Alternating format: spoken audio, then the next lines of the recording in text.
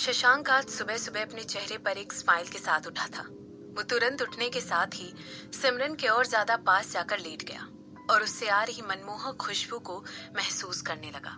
कुछ मिनटों के बाद शशांक ने टाइम चेक किया और डिसाइड किया कि ये सही समय रहेगा जब वो ब्रेकफास्ट प्रिपेयर कर ले। बेड से निकलने के बाद शशांक ने तुरंत अपना फोन चेक किया और उसके बाद अपने ईमेल भी चेक किए। वो किचन में जाकर कुकिंग स्टार्ट करने लगा। हालांकि उसकी कुकिंग बीच में ही रुक गई जब उसके फोन पर एक कॉल आ गया। क्या? शशांक ने पूछा। अभी तो सुबह की शुरुआत ही हुई है और तुम अभी से इतने बेकार मूड में हो, शशांक ने मनमीत को कहते हुए सुना। और उसके बाद वो खिलखिलाकर हंसते हुए आगे कहने लगा, तुम इतने ज्यादा बुरे मूड में क्यों हो मिस्टर शशांक वर्मा? क्या तुम्हें जो कुछ भी पिछली रात चाहिए था वो नहीं मिला? तुम्हें क्या चाहिए? तुम मुझे डिस्टर्ब क्यों कर रहे हो? शशांक ने कहा। हाँ, क्या तुम ब्रेकफास्ट बना रहे हो?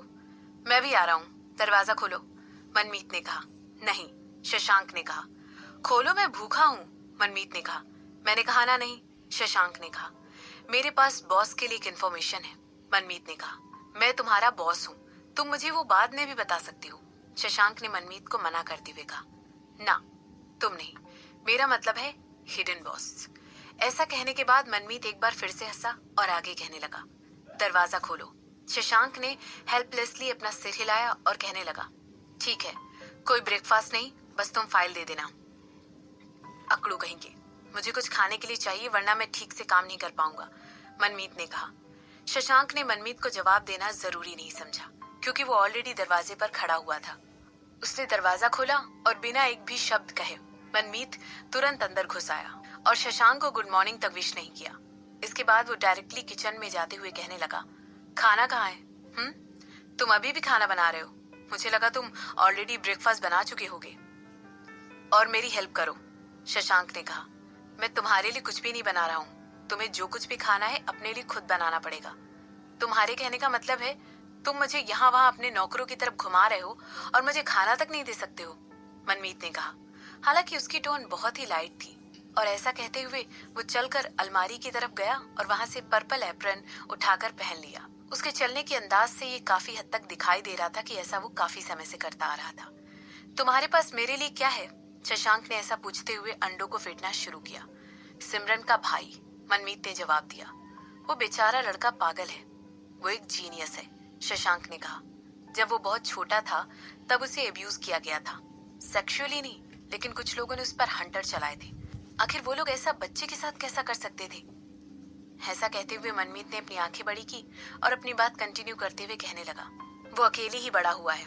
उसने कुंफू सीखा है और मार्शल आर्ट भी सीखा है, लेकिन उसके ज्यादा करीबी दोस्त नहीं है और वो हमेशा ही बहस और लड़ाइयों में पड़ता आया है। शशांक ने अपना सर हिलाते हुए कहा। ऐसा 1 साल पहले तक था, उसकी एक गर्लफ्रेंड भी थी, मनमीत ने अपनी बात को कंटिन्यू करते हुए कहा। ओह, अब वो कहाँ है? शशांक ने पूछा। कोई आइडिया नहीं है, वो उन लोगों को डेटिंग करने की शुरुआत के बाद कुछ महीनों पहले ही कहीं गायब हो गई। हालांकि उसकी फैमिली ने कभी भी उसके लिए कोई छानबीन नहीं की और ना ही यश ने उसे ढूंढने की कोई कोशिश की। उसने हमेशा ही ऐसे किया जैसे कि वो कभी गया ही नहीं था और अपनी लाइफ के साथ ऐसे कंटिन्यू करने लगा जैसे कभी वो उसके साथ कुछ भी हुआ ही नहीं था, मनमीत ने कहा। तो तुम्हें क्या लगता है कि कपूर फैमिली ने उसे मार डाला और अब यहाँ पर उसकी मौत का बदला लेने के लिए आए हैं? शशांक ने पूछा। अरे यार, तुम्हें हमेशा ही ये बात क्यों प्रूफ करनी होती है कि तुम मुझसे ज्यादा स्मार्ट हो, मनमीत ने यहाँ भरते हुए कहा। इसके बाद वो आगे कहने लगा, तुम सही कह रहे हो सकता है शायद ये एनालाइज करना इतना मुश्किल भी नहीं था। मैं अभी तक उन धमकियों को कंफर्म नहीं कर पाया हूँ जिनके बारे में वो बात कर रहा था, मगर मैं ये जानकर बहुत ज्यादा सरप्राइज हो गया था कि कपूर खानदान की माइनिंग और ज्वेलरी वाले बिजनेस के पीछे असल में मिस्टर चंद्रशेखर का दिमाग है। मेरे पास इस बात का अभी भी कोई सॉलिड प्रूफ नहीं है क्योंकि अभी भी सारी चीजें सर्कमस्टेंशियल दिख रही हैं, लेकिन अगर हम एक और एक को जोड़ कर देखें तो हम ये कह सकते हैं कि यश में जो कुछ भी हम लोगों को बताया था उसका 40% बिल्कुल सच था। क्या तुमने यश से बात की? शशांक ने पूछा। तुम मुझसे ये सब पूछ क्यों रहे हो? मैं भी जल्दी उससे मिला था और वो भी तब जब मैं उस साइड जा रहा था। उसने बहुत ही अजीब तरीके से सफेद बाल पहने हुए थे।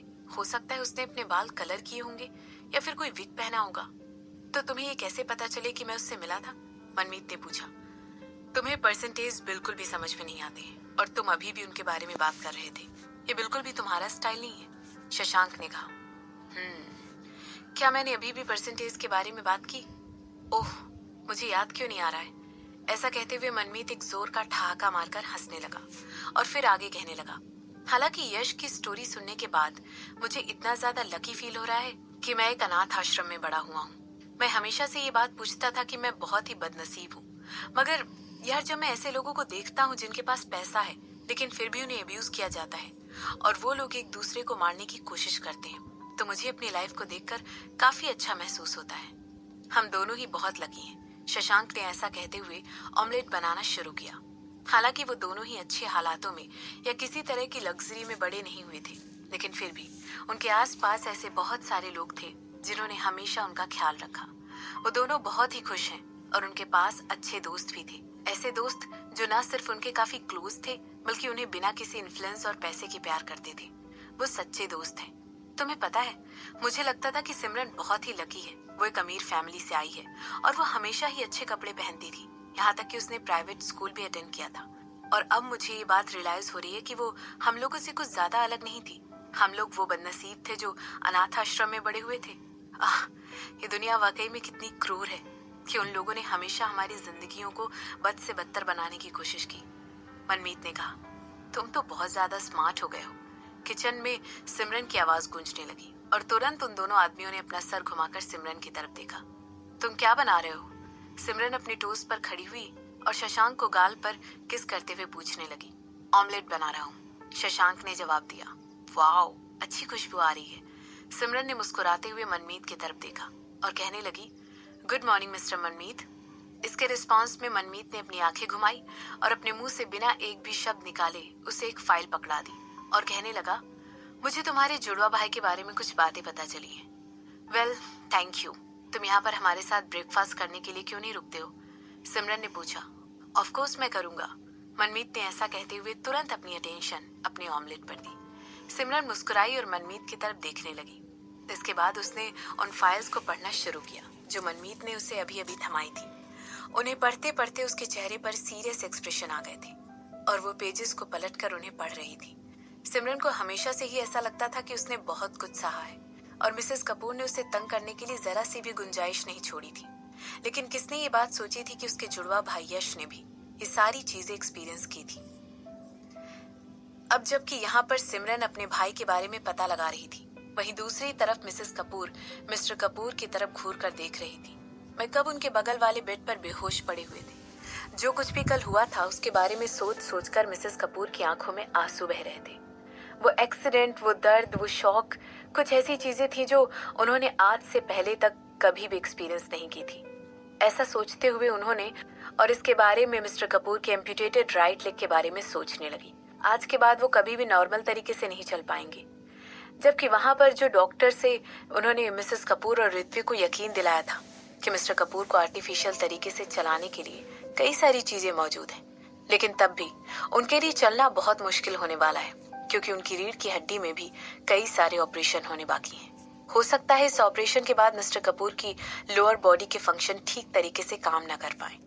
हालांकि किसी वजह से मिसेस कपूर को भी जो कुछ भी हुआ था उसे सोचकर बहुत अजीब लग रहा था।